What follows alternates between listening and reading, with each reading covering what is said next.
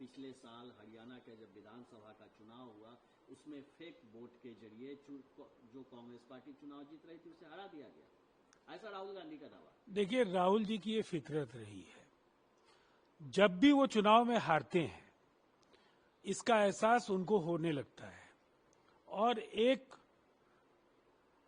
पूरी तरह से सुविचारित उनकी रणनीति रहती है। शुरुआत चुनाव आयोग के फैसलों पर सवाल खड़े करके करते हैं और धीरे धीरे कभी हरियाणा, कभी मध्य प्रदेश, कभी कर्नाटक, कभी महाराष्ट्र। अगर आपको एक वाकया याद हो तो उन्होंने सीएसडीएस के आंकड़ों के आधार पर महाराष्ट्र चुनाव में गड़बड़ियों का आरोप लगा दिया था और फिर संजय कुमार ने माफी मांगी, ट्वीट को डिलीट किया। महाराष्ट्र पुलिस ने उनके खिलाफ प्राथमिकी भी दर्ज की। ये लगातार हो रहा है। जब भी इलेक्शन कमीशन ऑफ इंडिया उनसे कहती है कि आप अपने आरोपों के पक्ष में शपथ पत्र दायर करें, तो राहुल जी क्यों भाग जाते हैं? दरअसल बिहार में कांग्रेस को पूरी तरह से समेट देने का मन मतदाताओं ने बना लिया है। राजद भी एक बड़ी हार का सामना करने के कगार पर है।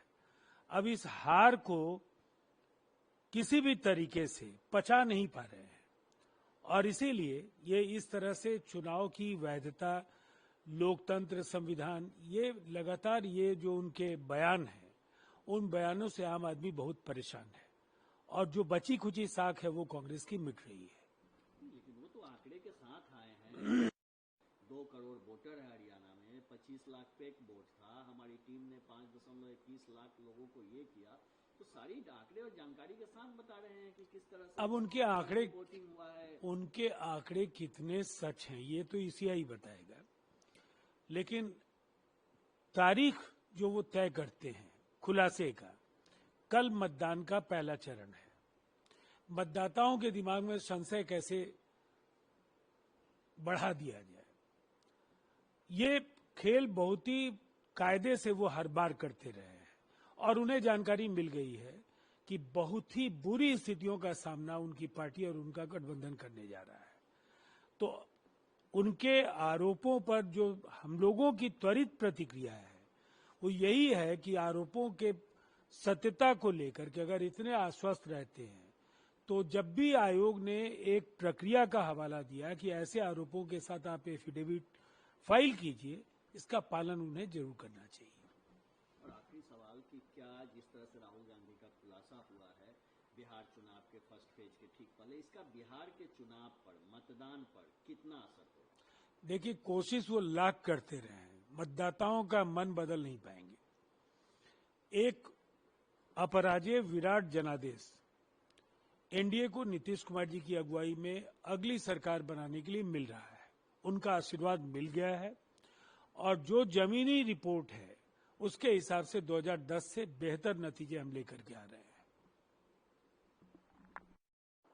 पिछले साल हरियाणा के जब विधानसभा का चुनाव हुआ उसमें फेक वोट के जरिए जो कांग्रेस पार्टी चुनाव जीत रही थी उसे हरा दिया गया, ऐसा राहुल गांधी का दावा। देखिए, राहुल जी की ये फितरत रही है, जब भी वो चुनाव में हारते हैं इसका एहसास उनको होने लगता है और एक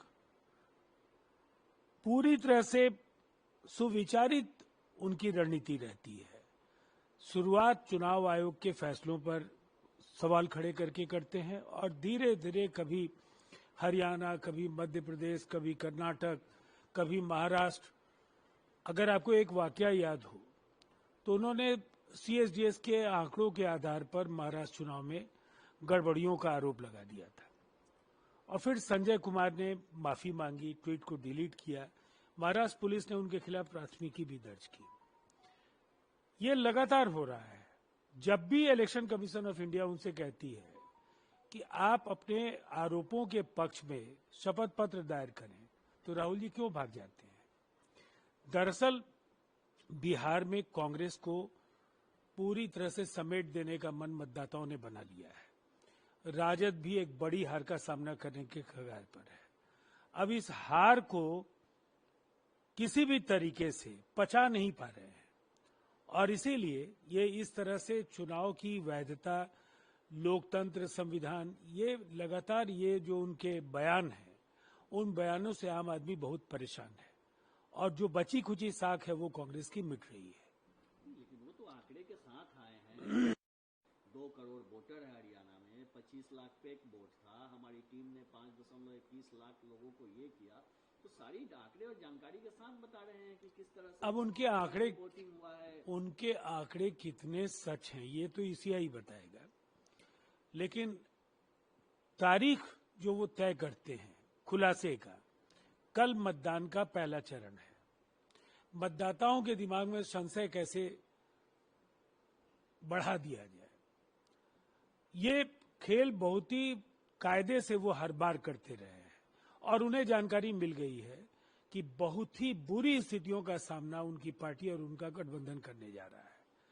तो उनके आरोपों पर जो हम लोगों की त्वरित प्रतिक्रिया है वो यही है कि आरोपों के सत्यता को लेकर के अगर इतने आश्वस्त रहते हैं तो जब भी आयोग ने एक प्रक्रिया का हवाला दिया कि ऐसे आरोपों के साथ आप एफिडेविट फाइल कीजिए, इसका पालन उन्हें जरूर करना चाहिए।